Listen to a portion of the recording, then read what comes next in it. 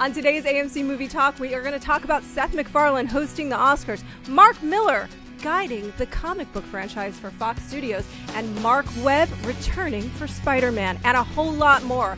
So hang tight. Here we go. Welcome to AMC Movie Talk for movie fans. This is episode number 19, originally recorded on Thursday, October the 4th, 2012, at the beautiful AMC Burbank 16 in Burbank, California. Peter Griffin at the Oscars. Thanks a lot for joining us. Sit back, relax, and enjoy the show.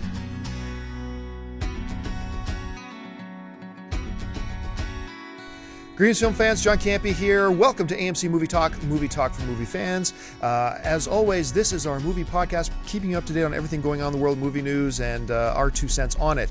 Joining me, first of all, a couple of regulars sitting to my immediate right. IGN's own Miss Amy Rose Eisenbach. Hi there. And sitting beside Amy Rose is, of course, Mr. John Schnepp.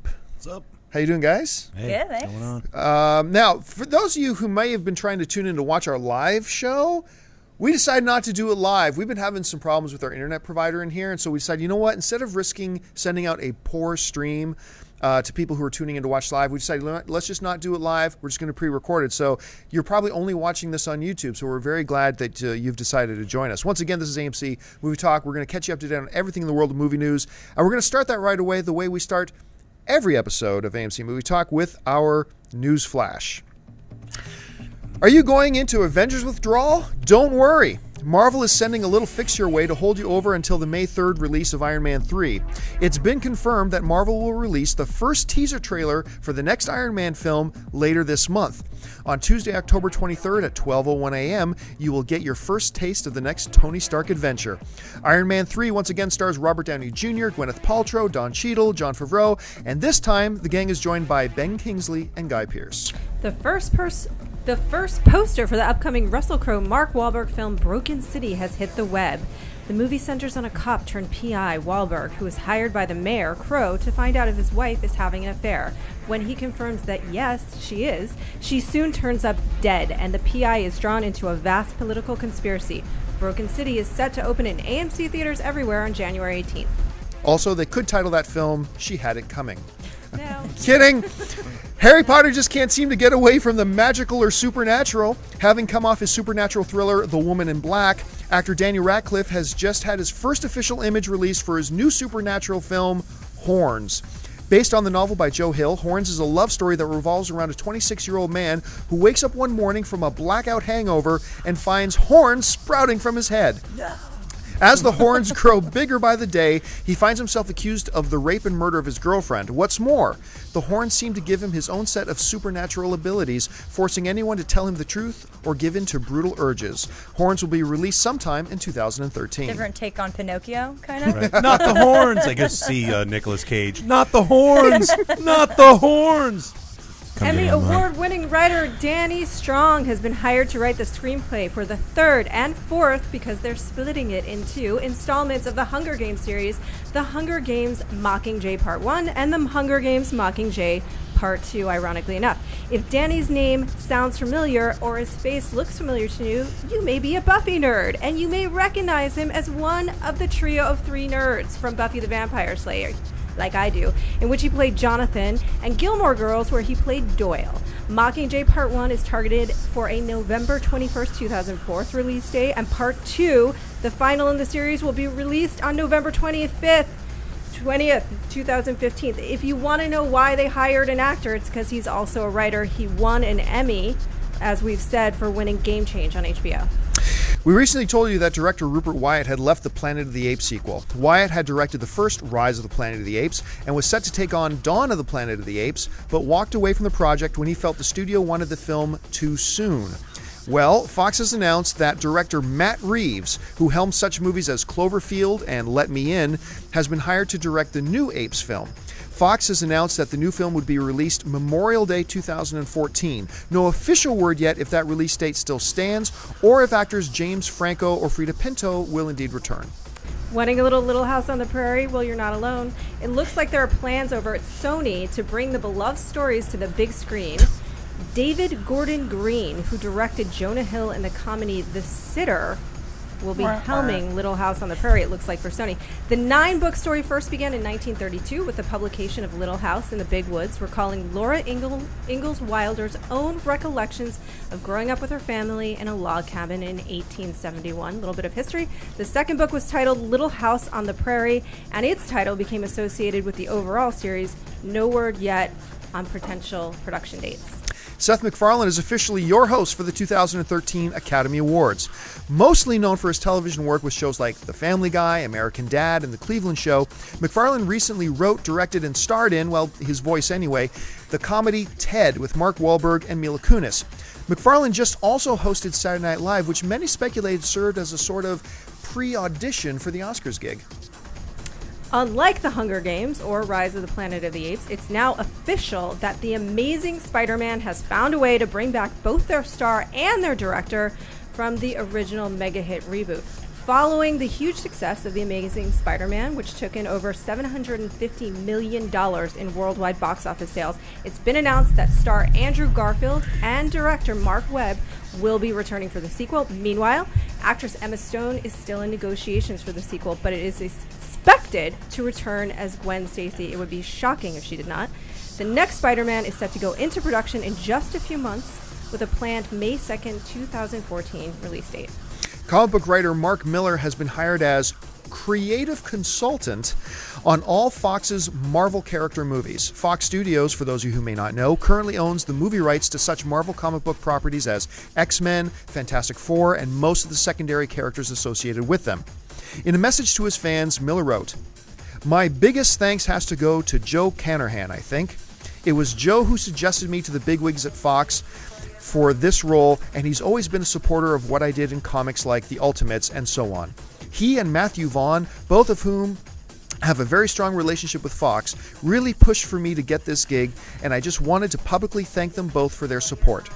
Miller is well known for writing the Marvel event Civil War, Ultimate X-Men, Wolverine, Old Man Logan, Spider-Man, Ultimate Fantastic Four, The Ultimates, and the Wanted and Kick-Ass franchises. And that is your news flash. Hey, listen, folks, before we get into some of these stories and delve a little more deeply, I just want to remind you that you should subscribe to our YouTube channel. You'll see a link below me right now where you can subscribe to the channel. That way you can keep up to date on everything that we're doing at AMC Movie News with not only the news and editorials and lists, but also, of course, AMC Movie Talk. So make sure you click subscribe below or go to our YouTube channel at youtube.com/AMC Theaters and click the little subscribe button, and it's just as simple as that.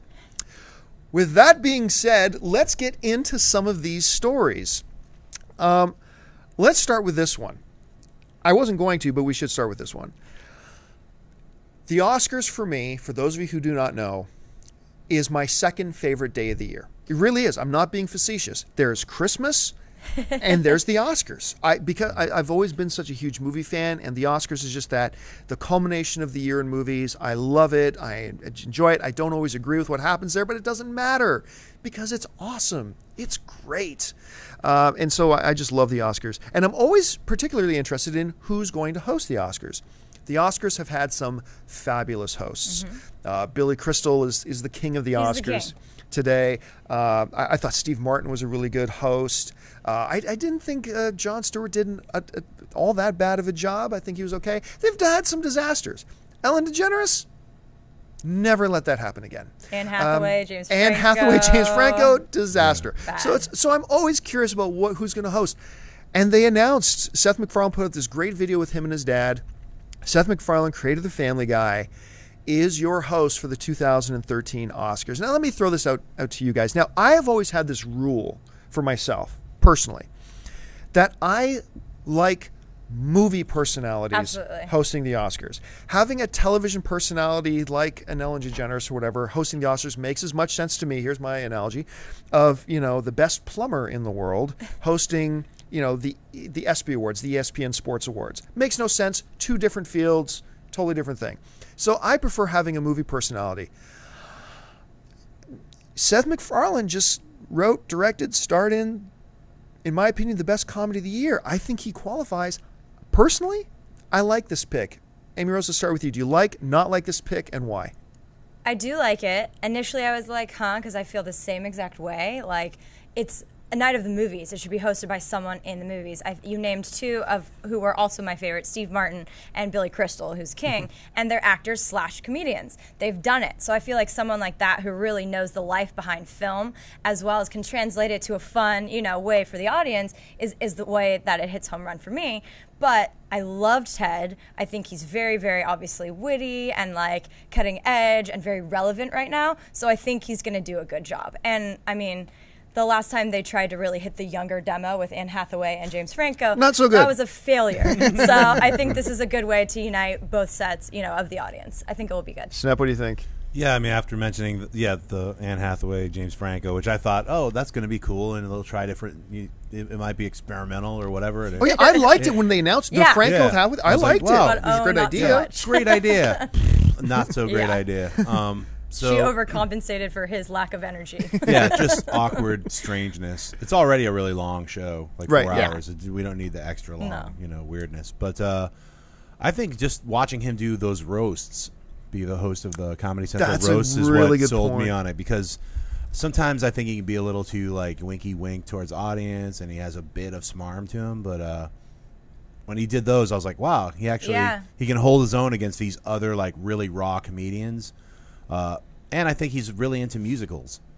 So he's actually going to add and maybe even write some of them. So maybe a Billy Crystal-esque vibe to it, where he kind of like introduces the best pictures with his own little skit or something. I think that'll probably happen. I think they'll maybe like steal a little bit of stuff from the MTV Movie Awards and do an incorporating him into the movies and stuff. So he's definitely coming. Billy Crystal's done that a lot too over the years. Right. Those little skits. I love him. Oh yeah, absolutely. I think. For me, one of the best things that he's done the last couple of years, I remember The Family Guy was recently up for an Emmy for Best Comedy or whatever like that. And so, or at least was in the category, and he wanted a nomination. So, it is standard practice for movie studios and television studios to send out these for your consideration ads. It's like, hey, Meryl Streep, for your consideration, Meryl Streep in our movie, she was awesome. Consider voting for her in the awards. Seth MacFarlane sends out this one sheet to all the Emmy voters, and it's just a picture of Peter Griffin standing there looking kind of serious, and the text above him reads, "Come on, you rich, bloated Brentwood Jews, let us into your little club." That's pretty awesome. Pretty awesome. I'm like, I would vote for you just on the basis of this alone. He's terrific, and let's mention the Saturday Night Live thing. I wasn't really sure how. I mean, I love Family Guy. I hated the first couple of seasons. I don't know why, but I've just become a really huge Family Guy fan. An interesting thing to talk about. Hugh Jackman is also another guy who I thought did a pretty decent job hosting the Oscars. And he brings the Broadway experience, right? He can do this. He can sing and he can dance. And I don't know if Seth MacFarlane can dance, but he can certainly sing and do some really entertaining stuff. And it'd be funny to watch him try. Can he do backflips? Backflips, yeah. I would tune in for that. But you were mentioning Steve Martin. I bring this up once in a while. My all-time favorite joke ever told at the Oscars. This is right in the middle of a stretch where Crystal hosted like 7 years in a row, and they had Steve Martin come in and host, just kind of in between one. And Steve Martin gets up, and I think it was his very first joke. And most people don't even find it that funny, but I almost died. Every time I still watch it on YouTube, I almost die. He said this. Steve Martin is in center stage. He goes, hosting the Oscars, you got to picture Steve Martin saying this. Hosting the Oscars is like making love to a beautiful woman. I only get to do it when Billy Crystal's out of town. And that killed me. I don't know why. His delivery is so good. He's so good. He's so good. And so I would love to. But, other people have talked about, I'd like to get your impression of this. Like, I've always said, because I like the movie star posh, I'd love to see George Clooney host the Oscars. George Clooney would be fantastic. Robert Downey Jr. is a guy who gets mentioned a lot these days. Who else jingles around in your head of somebody you'd like to see host the Oscars sometime? I mean, George is like the epitome of cool. And Hollywood. In Hollywood. Yeah. He's just like, he's that guy. Like, men love him, women love him. I just think he would just be so cool and effortlessly cool. He'd be really cool. I mean, as an actor, I love Ben Kingsley, but he might be a little dry. But sometimes I think he can really command attention of a stage like that because he's very theatrical as well. He would just keep yelling at people for not referring to him as Sir Ben. Hey, that's cool. That's fun. I'm trying to think who else. His co-host would be F. Murray Abraham. They should have him come in just to do that. They should just have Ben Kingsley occasionally throughout the telecast just yell at people for not referring to him. Ladies and gentlemen, Ben Kingsley. It's Sir Ben. Right. That'd be great. All the Sirs. Just get them all in a row. Who else? say Ving Rhames and Danny Trejo. Like Trejo. I'm a fan of like maybe like double teaming it, like sort of like how they did with Anne Steve Hathaway Martin and James Franco. and Steve Martin and Alec Baldwin did that one Oh year. my God. Machete, don't text. Yeah. Machete, don't text. And Ving Rhames just saying a couple of dry things. You know? All right, let's move on to the next topic here. You know, it caused a big happy stir around the film fan universe when it was announced that Joss Whedon was not only returning to direct Avengers 2, but that he was kind of going to be shepherding, kind of overseeing all the other Avengers movies leading up to Avengers 2, kind of a creative consultant, if you will. Well, not to be outdone, Fox Studios has decided to appoint their own godfather of their comic universe, at least their Marvel comic properties. The only ones that matter. In Mark Millar. You know, John, you are more versed in the comic book world than any of us here. When you first heard about Mark Millar's kind of taking over this big shepherding role, your thoughts, what do you think about this? Well, I'm in the middle right now because it's like it seems more like grandstanding. Like I think he's a great writer. I mean, I loved his take on the Ultimates. It actually made me buy the Avengers again, which was like dead to me for like 15 years or something. Wow. He's an incredible writer. He's able to flip stories and add fresh perspectives on stale things. So I think that's for them to hire him is a great move because all of their adaptations have sucked.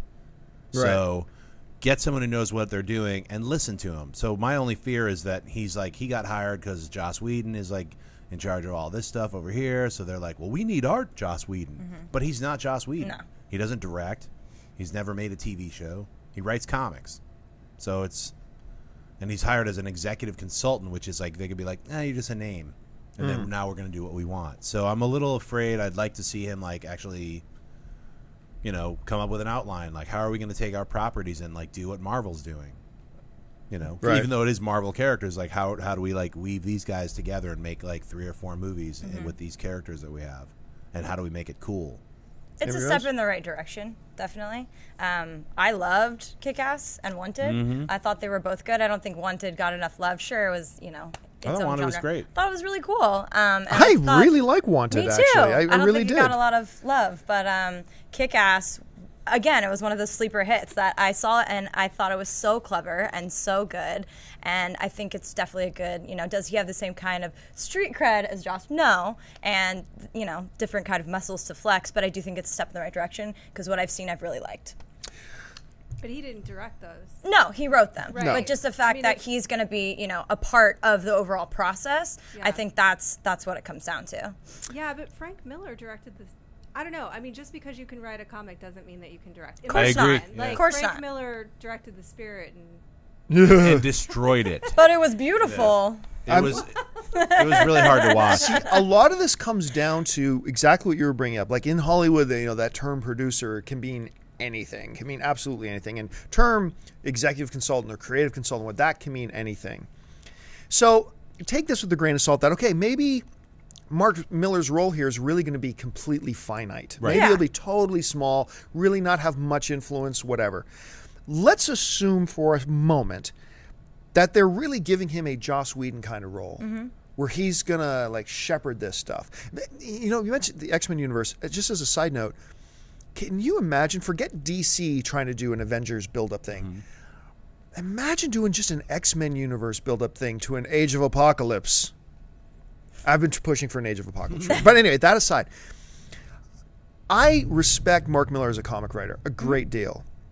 I actually think, I'm surprised so many Kick-Ass fans haven't actually read the Kick-Ass books. Right. Because I think they're actually quite good. They're great. fun. Plus, Nemesis is incredible. It's like if Batman was the Joker. Right. It's such a great series. Ultra violent, crazy. They're going to make that a film. I'm excited about that. But what, to Roth's point, do I want a guy who is not a filmmaker shepherding a series of films? No, I do not.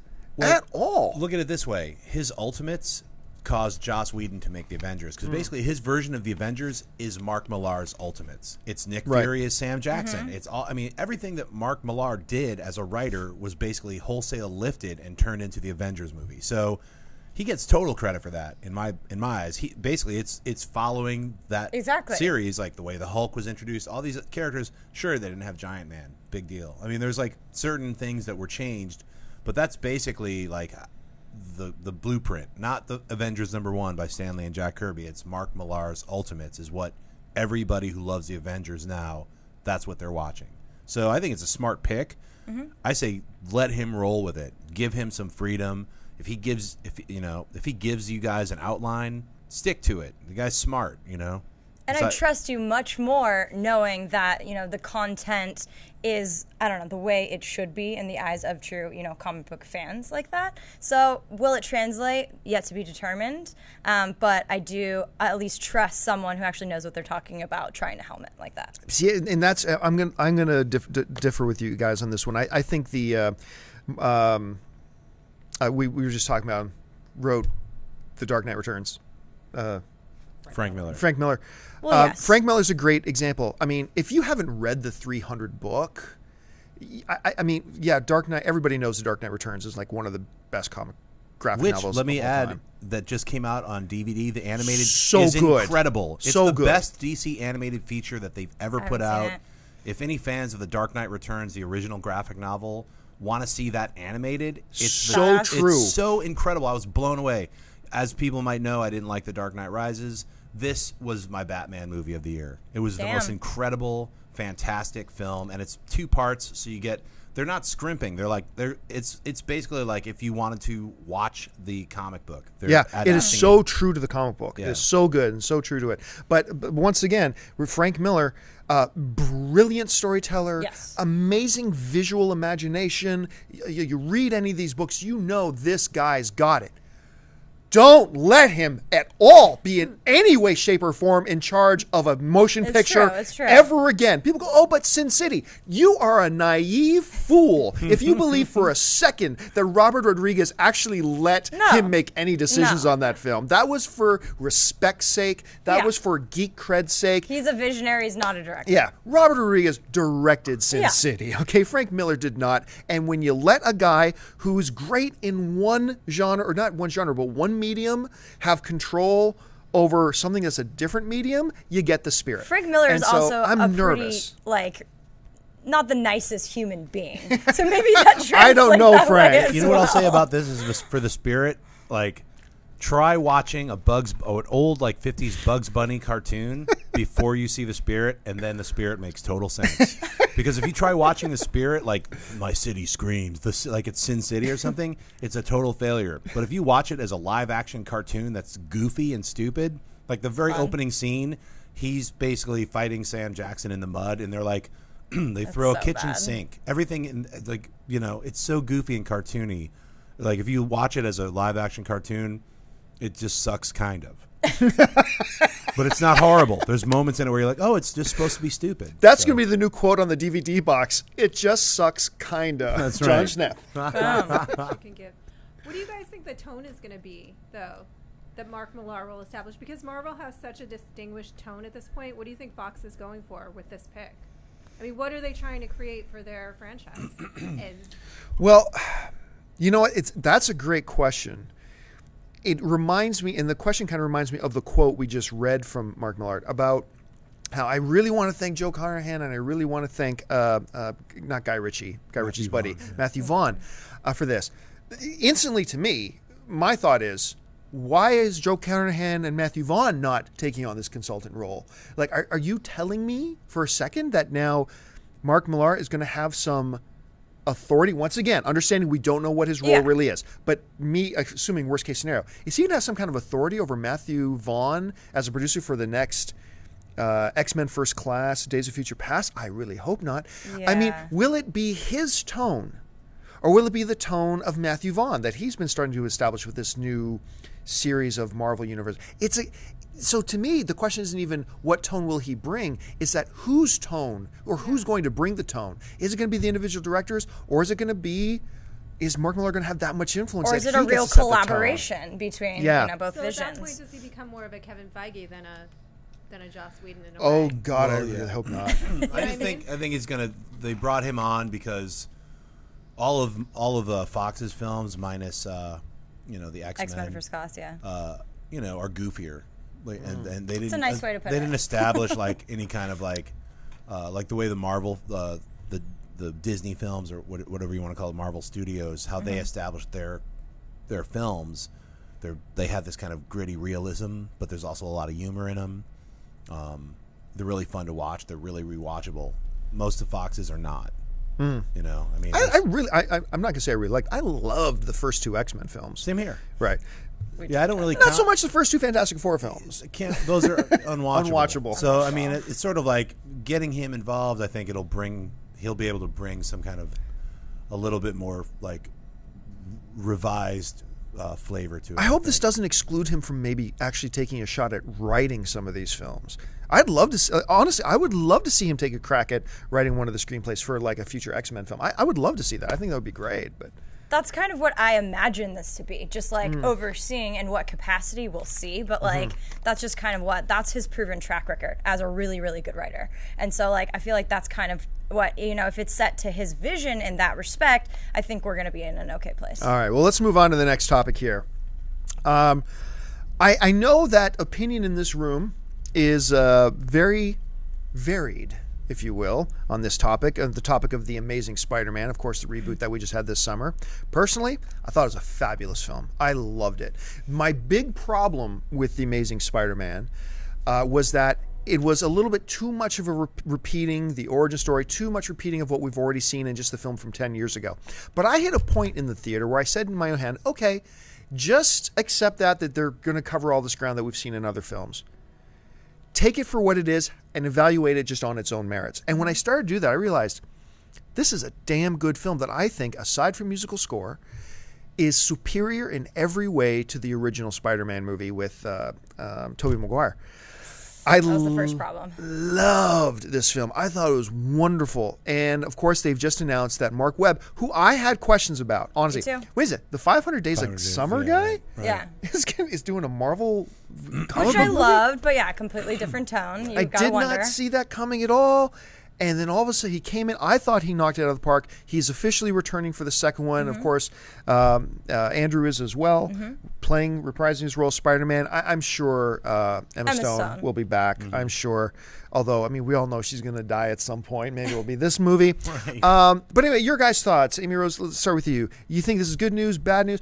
And what did you think of this Spider-Man film? I completely agree with what you just said. Basically, when I saw it, like, it was better in every way. The casting, number one to me. Tobey Maguire, just doesn't do it for me in this role. Andrew Garfield absolutely killed it. I thought Mark Webb, helming the project was really good. Everything about it was just better. The way they did Spidey Vision and like all of that, I just thought it was better as a film. But I came out of there, it was still a little lackluster to me because it was the same exact telling, basically. Yeah, in many ways. Yeah. In many, many ways. And, I did think it was better in every way, but it was done so soon. I know not from the original, but the third one wasn't made that many years ago, which was embarrassing. That emo part where Tobey Maguire, oh my God, in the bar. That's my favorite part, the dance scene. That's my favorite part of that movie. I literally, my jaw was dropped. I didn't even know if that was like real at that point. Come on, you guys are too angry about it. It was awesome. You're right. I love it. I'm hiding my love. The dance part was the best part of Spider-Man 3. I will repeat that. It was embarrassing. So I still had that. I'm like, but was it better in every way? Yes. Everything about it. So I do think it's a good move, but it was a little stale at the same time because it was the same telling in that respect. John? All right, so Spider-Man, the first Spider-Man, Sam Raimi, I liked it. I hated the Green Goblin. It's like, why did you turn him into a Power Ranger? And then, and years later, like just this summer, they were like, here, we'll release some like animatronic test footage of what we were going to do with the Green Goblin over Willem Dafoe's face. And it was like, looked so cool. It was like that same armor, but it was like a real goblin face. And I was like, why didn't they do that? They built it. They had it. I was like, that's when I just what like, about I give Venom? up. All right, so second Spider-Man movie, I thought was incredible. Loved it. Dr. Octopus, great storytelling. It was really epic, and I loved it. And I stick. That's my favorite of those Raimi films. Agree. Third one, just a mishmash of craziness. People trying to like studio wanted Venom, he wanted Sandman. Like I really wish they just stuck to like when they wrote the two screenplays to just shoot Spider-Man 3 and 4 back to back. They could have done Sandman and Vulture and introduce Venom with the Venom black was costume. so bad in this take. Well, that's what I mean. That didn't happen, so And you I can't go love back him. in time. That movie's really hard to watch. Yeah. And it's just like, I like the black costume stuff. There's some cool shots in it. I mean, it's not as horrible as everybody says. Spider-Man 3 is not like the worst movie it's ever. pretty bad. It's not, though. I mean, I could point to some posters here that are way worse Whoa. than Spider-Man 3. Spider-Man 3 is not the worst movie ever. No, it's just, not the it's worst just movie a ever. disappointment. That's what it is. It's like, wow, you built it up, number one, and then number 2 is better. This one kind of blows. Did you like Kristen Dunst as Mary Jane? She was fine. I never did buy. I thought that was a miscast, and not that I think she was horrible, No. but it just always stuck out to me that this isn't Mary Jane. But one of the things that really got to me, and it built through 1 and 2, which I liked. I love Spider-Man 2. Spider-Man 2 but is awesome. culminating in Spider-Man 3, it was getting so repetitive. First of all, every villain, from Goblin, Doc Ock, Sandman, all of them, actually a good man who something unfortunate happens to him and kind of makes him go insane, and now he's a bad man. Pretty much. But somewhere down deep, he's still a good man. Every single movie. Plus, in every single movie, talking about Kirsten Dunst. In Spider-Man 1, villain kidnaps Kirsten Yep. Dunst, dangles her from a Yep. high She place almost falls. to lure in Spider-Man as a trap. In Spider-Man 2, villain captures Mary Jane, dangles her from a high place, so Spider-Man comes and rescues her. Part 3, villain captures Mary Jane, dangles her from a high place. Even a higher place. Even a Yeah. higher place as a trap. I mean, we just started to see, this is part of the reason why I always say that, hey, I love Sam Raimi. I think he's a too. genius of a director. But as a creative genius, it was time for him to move on. Definitely. And Spider-Man 4 with the Vultress. I don't know if you remember reading about the Vulture and his daughter, the Vultress. That was Spider-Man 4. So I was like, I'm glad. John Malkovich said he was going to be they in the already film. built the outfit. I Yeah, they were love like- John They Malkovich. had the outfit ready to go. So it's one of those things where you're like, hey, you know what? I would have loved for them to do Spider-Man 4 and this new Spider-Man. But my opinion on the new Spider-Man, I didn't want to see it. I was like, I don't want to watch another hour of this origin story. I already know it. I granted, new kids want to see this stuff, whatever. I don't want to see it. I was pretty much against it. And then I saw it the day after Dark Knight Rises. Oh. Because I was so disappointed with Dark Knight Rises. I was man. like, screw it. I guess I'll go see Spider-Man. I can't, now that I've been so disappointed. We'll see. Like, I had zero expectations, and I was blown away by this new Spider-Man. I think it was because I don't know what it was. If I was just, I had no expectations, but I didn't mind the new origin story. I thought Garfield was great as He was Spider-Man. great. Yeah, and he the really chemistry was. with him and The Emma whole Stone cast were was really incredible. good. So good, right? I thought the Lizard, the character, what the actor, Ifans.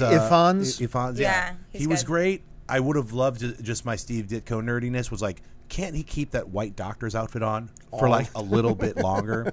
But I thought the Lizard was great. Dennis the special Leary. effects, the fight scenes, the Stan Lee cameo, the best one ever shot. Yes. ever Yeah, made. that was a good one.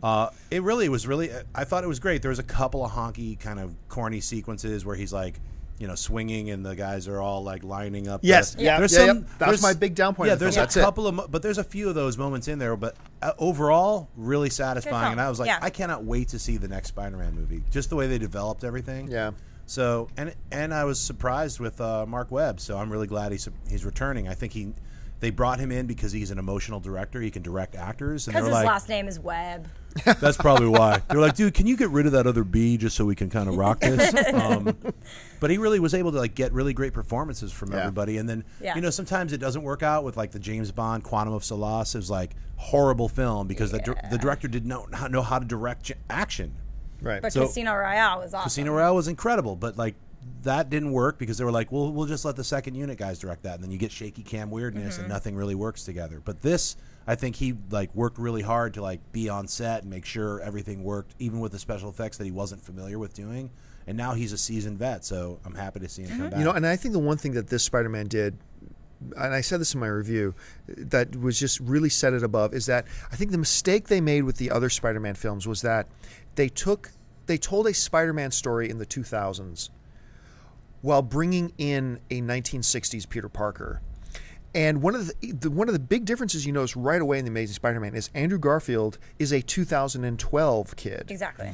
And they still bring the essence of what is Peter Parker. the socially outsideness, the kind of nerdiness, the whatever, but they put it into a 2012 package, and I thought it was great. And it made me buy in right away. So, hey, listen, folks, I want to let you know, there are a few movies opening up at AMC theaters this weekend. You got things like, what's the song and dance one? The one with all the girls? Pitch Perfect. Pitch Perfect. Hilarious. I love Pitch Perfect. See, Pitch Perfect. It is fun. It is funny. It is a smart script. Kay Cannon of 30 Rock wrote it. Rebel Wilson. Go see it. It's funny. Is it a comedy? Yes. Yeah, it's kind of comedy. Is it like funny. Glee or something? Or I haven't seen. Roth has seen it for us. It's Now, really funny. besides Really? Pitch Perfect, another film is opening up, a new Disney film with being directed by Tim Burton. The film is called Frankenweenie. Now, actually, earlier this week, our very own Roth Cornett had a chance to actually go down to Beverly Hills, I believe is where you met up with them. It was literally like a dream. I loved Beetlejuice is my ringtone, the theme song. I loved Beetlejuice and Edward Scissorhands as a kid, and I went to Disneyland to interview Tim Burton. That's right, it was at and Winona Disneyland. Ryder. It was like out of a crack hallucination. So listen, Frankenweenie opens this weekend in AMC theaters everywhere. Roth had a chance to go down, sit down, and talk with Tim Burton. We want to share that interview with you right now. Here, take a look. So there's so many references to these iconic horror movies, obviously, in the film, but it also feels like you revisiting your literal youth, your upbringing in the suburbs, and then your creative beginnings at Disney. Yeah. What was kind of attractive to you about revisiting the past that way? Well, I think it's all those things, because all those things were important. And this one was such a memory piece for me. It was easy to kind of go back and think about, that thing with the relationship with your dog, but then also your environment, your the other kids in school. I tried to base everything on real memories and the kind of weirdness of certain teachers and even the environment and the setting. And, the whole horror movie thing, because I always remember growing up in Burbank, which doesn't like a horror movie setting, but liking all those horror movies, I could always relate things to certain things, like the neighbors being the angry villagers, like in Frankenstein. So there were always references to how I grew up and my love of those films. So it just felt kind of natural to kind of just use all those memories and put it into one thing. There's a great symmetry in it, too, because it's the black and white and the stop motion and these references to early cinema, but it's also 3D, Yeah, that's and why I really was excited modern. about that. Because I love black and white, I love stop motion, and the idea of seeing that, because also with a stop motion film, there's something about the 3D element that makes you feel like you're actually on a stop motion set, because it's real. And you feel like the texture of what the artist put into it. So those three elements for me just sort of help highlight the sort of artistry that the people have put into the movie, which is an important, also emotional element to it. Well, yeah, because it reflects kind of like the thematic symmetry too. It's like bringing an inanimate object to life, which is Yeah. Frankenstein. It's stop motion. They're kind of the same thing. Yeah, and the balance, even the dog being named Persephone, I loved that because it was the balance of the light and the dark. But you're bringing in some old cast members too from your previous films with Catherine O'Hara, Martin Landau, Martin Short, and of course Winona Ryder. Yeah. And Beetlejuice and Edward Scissorhands in particular meant so much to me growing up because I really related to that sense of alienation. Yeah. But what's cool here is that alienation or the misunderstood monster is set against this pure relationship of iconic, a boy and his dog. Yeah. So is this you kind of coming full circle? Well, I think the interesting thing about kids, and I remember this feeling, and I try to sort of relate it in this film, is like, probably relating to the Victor character. I think most kids, you feel sort of alone and isolated, and I think, and people treat you like you're weird or something. But at the same time, I always felt quite normal, So Victor's slightly on the outside, but he's also normal, and that's why I also kind of made all the other kids strange, because I remember thinking about all the other kids in school seeming really strange to me, and so. But the thing about that feeling that you have, if you probably talk to any kid, I think it's a fairly universal feeling. I think most kids probably feel that sort of loneliness or isolation or misunderstood or lonely, and so that to me, I think, is something that a lot of kids feel, and I remember certainly feeling. Yeah, absolutely. But then there's also the potential for this love, which I think is so beautiful. Well, in the it's such film. a pure thing. I mean, the whole thing with your first, like a pet, it's unconditional. You know, you don't get that with people, but that, you know, if you connect with a pet, it's like your first love. You know, and so that's why it's always such a, you know, traumatic thing. You know, something happens to them, and it's your kind of first experience with those issues, and so that's why I want to sort of present them in a slightly more positive way and with basically a good message. Thank you so much. I love the movie. Can't wait to see it in AMC screen. Thanks, man. Thank you. So once again, do not forget, Frankenweenie opens in AMC theaters everywhere this weekend. You can go and get your tickets for it right now by going to www.amctheaters.com. And while you're there, maybe you want to pick up some Pitch Perfect tickets as well. Listen, Frankenweenie! it is time, once again, as we do every week, we take questions from you guys in our mailbag. You can email us anytime 24/7 at amcmovienews@gmail.com. Email us your questions, your things you want us to bring up, and we will pick out some of the best ones, and we will address them on air. But listen, I want to let you know, we're going to try something a little bit different moving forward. We would love to give you guys the opportunity to perhaps send us a video email. That's right, send us a video email. You can email us as normal if you'd like, but we would love to get some of your video emails. So record yourself, send me a link at amcmovienews@gmail.com to your video, put it up on YouTube or whatever, where we can get our hands on it, and we'll pick one or two of them to put on the show next time. With that being said, we do have a couple questions that we picked out from the mailbag. Roth, you got them in front of you there. What do we have? I do. This is from Black Bono. Awesome name. We hear from him a lot. 2 questions. 1, this is for everybody in the studio. Which video game would you love to see turn into a movie? And 2, out of all the video game movies that have been out, though it hasn't been that many of them, which one do you guys think is the best?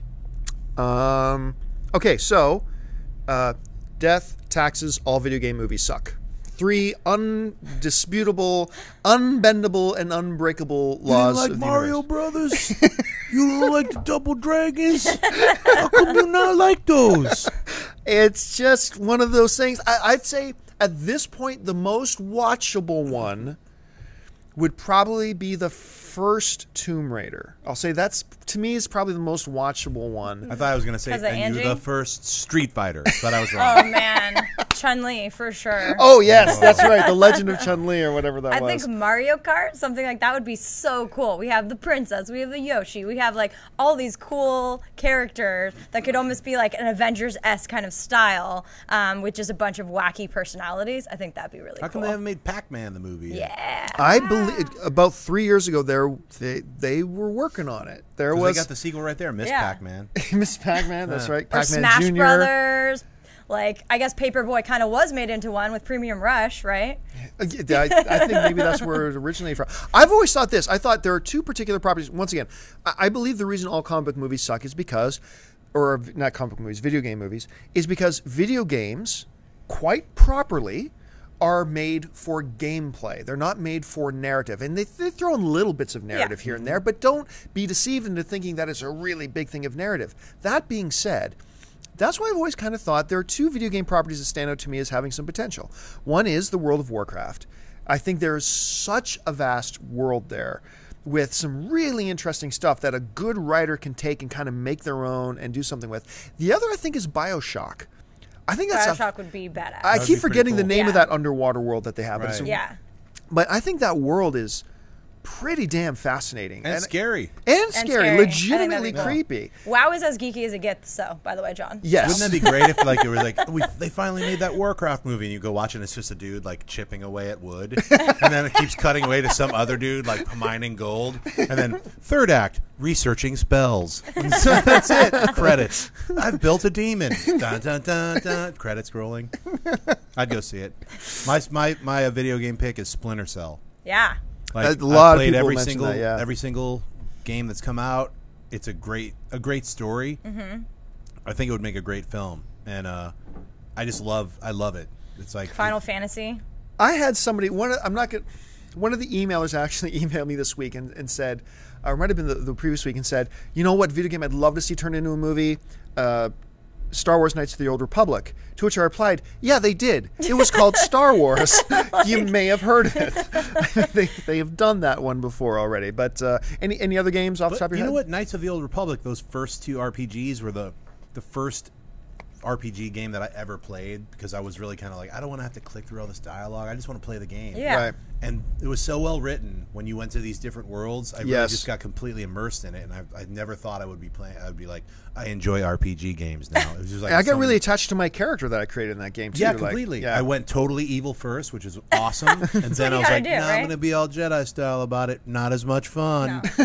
Going So back it's to way the more evil fun being the saves. Yeah, villain. go back to evil saves. Kill everyone in the village. Harvest bones. Where go to the Sith planet. Upgrade. Yeah, it was like.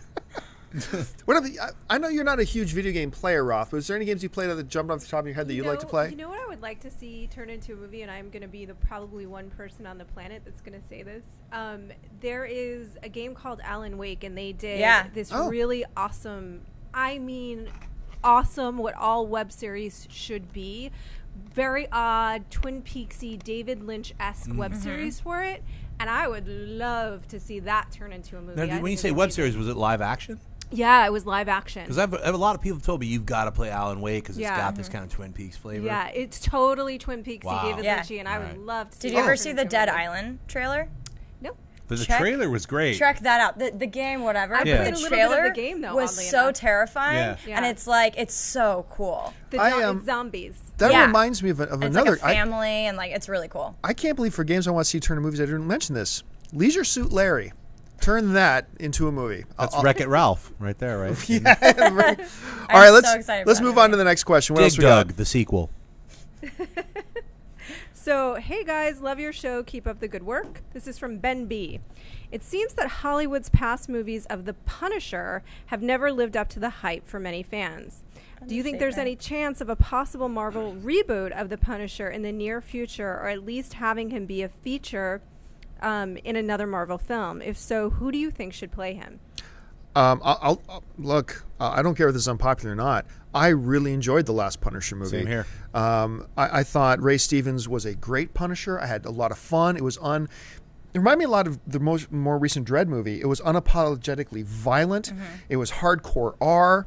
I dug it. I mean, the villain wasn't so great little in it. inconsistent. I mean, he's a great actor, but Yeah. He's they a were great kind of actor. like channeling Two-Face, Tommy Lee Jones Two-Face. A little With too the- hammy. Yeah, with the villain. Yeah. Drew Barrymore. So yeah, I really did like it. Could they reboot him again? I don't know, man. They've Add it to the rebooted list. Punisher 4 times already. Right. So I don't know, and I think Fox still owns the rights to him. I'm I not think sure. if they rebooted Punisher and made it like a kid-friendly, like G-rated movie, I think that's probably Like the Billy way to go. Zane in The Phantom Yeah, get the guy who size? played Paul Blart Mall Cop to be Punisher.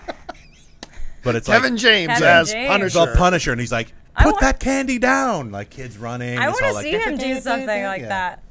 He just wears the skull outfit, which none of the other characters ever wears that skull in all the movies except for the Punisher Warzone. He kind of had the skull on. Yeah, But like yeah. for some reason they're like, here, let's adapt this comic book where it seems like the main trait of this one character's outfit is this skull on him.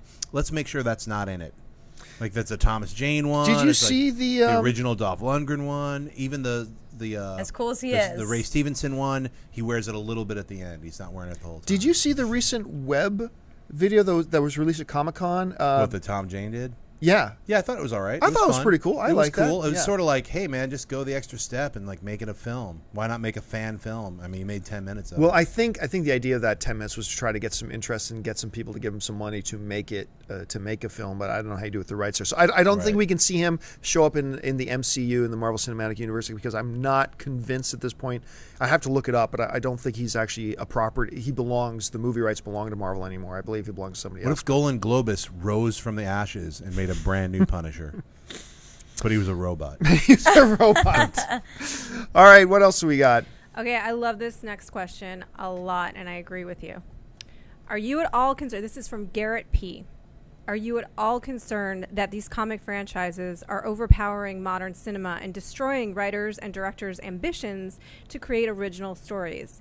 Yes, there are a few exceptions here and there, such as Looper and Inception, but it seems like franchises of already established movies or properties, like we've been talking about, games, things like that, are taking over and leaving little room for original stories anymore. I realize there's more to a film than its story, but as a movie fan, I'm concerned that in today's world, favorite original titles of mine, like The Usual Suspects or Fight Club, wouldn't be made in favor. I mean, Fight Club was based on a book, but okay, wouldn't be made in favor of Transformers Part 8.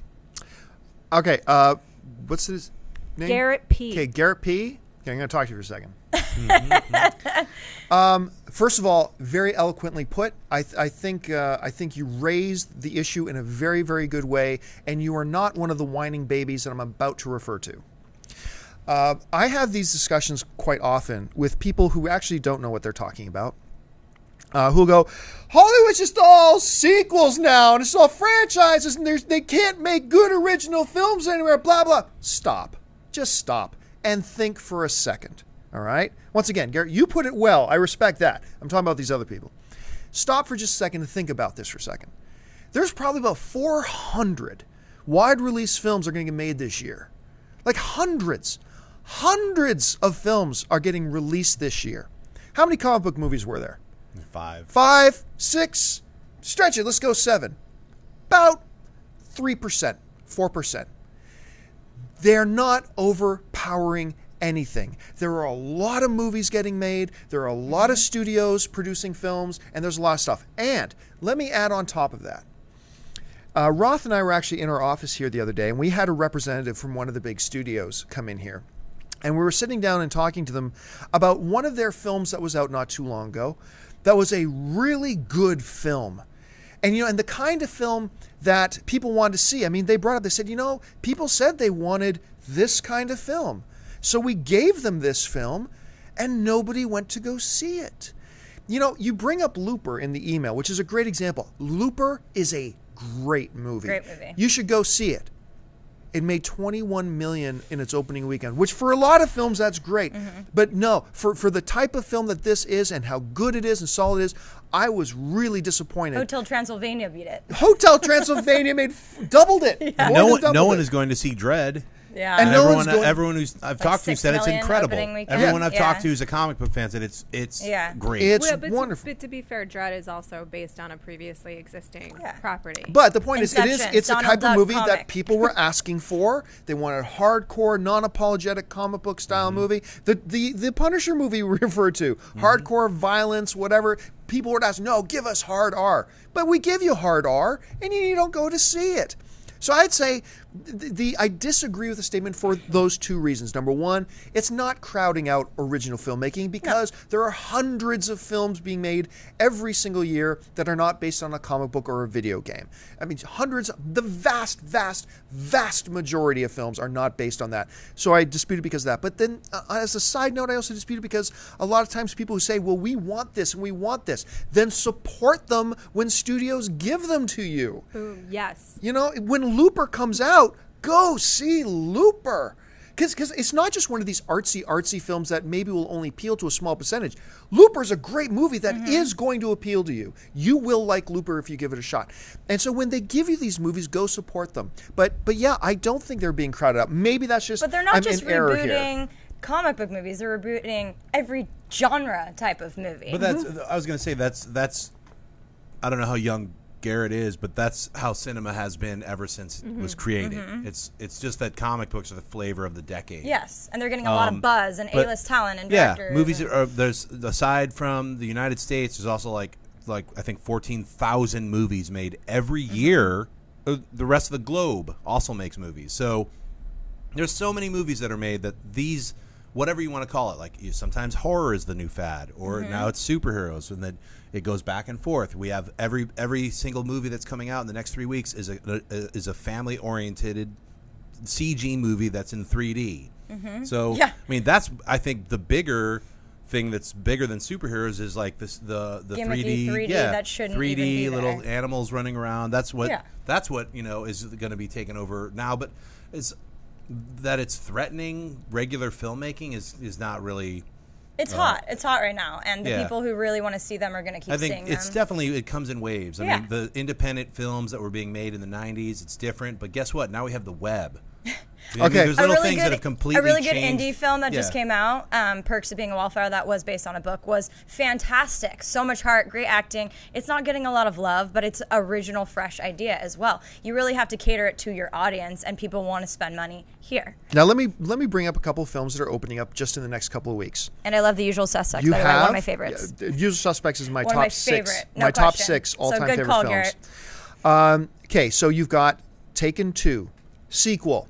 Going to what you were talking about, sequel. But also in the next couple of weeks we have Frankenweenie, quite original. Pitch Perfect. So good. VHS, which is really good, by the way. Butter, not so good, but very original. You've got Sinister, very original film. You've got the amazing Argo, the Ben Affleck film. We've got Here Comes the Boom. Maybe not your cup of tea, but it's an original film. Yeah, it's a good movie. You got Seven Psychopaths, Awesome. which Can't wait. Roth saw Yeah. and she loved. Awesome. She has a love affair with awesome. the Shih Tzu. Right? Here we go. That's like 8-9 films in the next couple of weeks. Taken 2 is the one sequel. You Same just exact can't, You just story. can't make an argument that the comic book films, the video game, that the franchise films are maybe overshadowing because of popularity, Yeah. but they're certainly not pushing out any of those other films because here they are. Now the question is, will you, as a film goer, go out and support it? I mean, Roth, you had a perspective on this. I do, and it's just to reiterate a couple of things, like Schnepp was saying.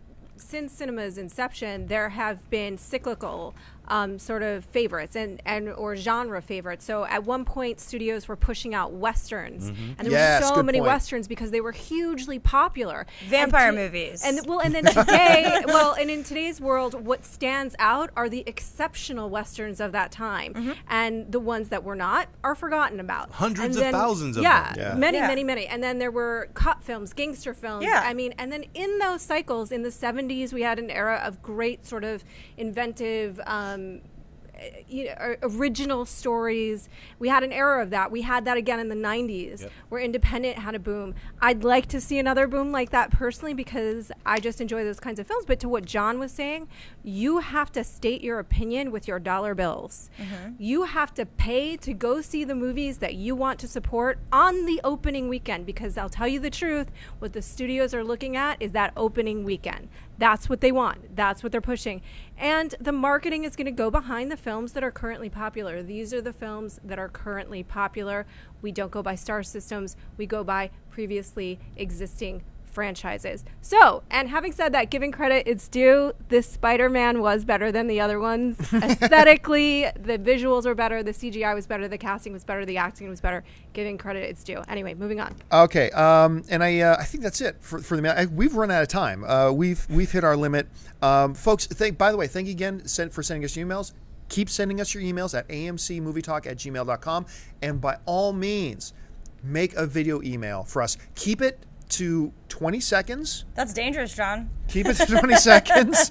Well, Gray, who's on here quite a Gray Drake is on here. She's always asked for pictures. I'm asking for video. Woo. Yeah, send us a video. Keep it to 20 seconds. Keep your point and your question short, clear, and then send us a link to amcmovietalk@gmail.com. And if we think it's good enough, we will put your video on our next episode. That will do it for us. I want to thank, as always, first of all, sitting back there, our regular here, Ms. Jenny Roth-Cornett. Woo. Yay. I want to thank Amy Rose Eisenbach. What's up? Mr. John Schnepp. What's going on?